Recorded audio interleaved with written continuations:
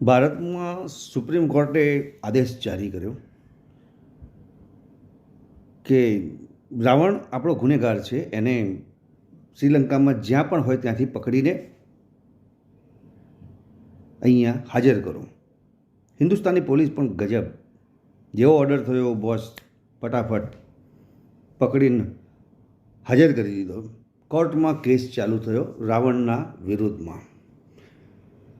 જજ સાહેબ બેઠા હતા, વકીલો કટહેરામાં રાવણભાઈને ઊભા રાખી દીધા. ચારે બાજુ પબ્લિક શાંતિથી સાંભળવા માટે આતુર હતી કે હવે આ રાવણને સજા શું થશે.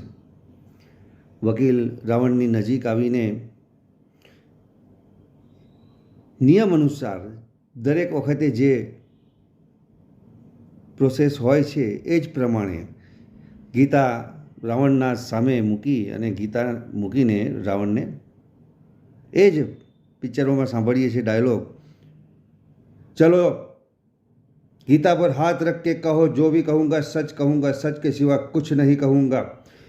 तभी रावण गुस्से में आ गया.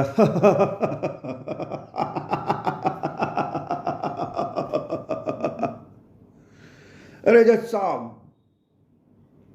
ये सीता पे हाथ रख के तो इतनी मुसीबत हो गई, अब गीता पे हाथ हरगिज नहीं रखूंगा, मैं गीता पे हाथ हरगिज नहीं रखूंगा.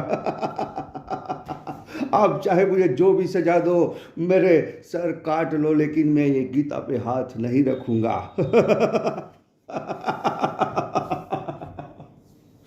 पूरे कोर्ट में रावण की हंसी से गूंज रावण के अदा से वो गूंजता रह गया और सारी पब्लिक भी हंसी हंसी से पागल हो गई. મિત્રો, એ જોક્સ ગમ્યો હોય ને તો લાઈક કરજો, શેર કરજો. પ્રયત્ન કર્યો છે તમને હસાવવા માટેનો.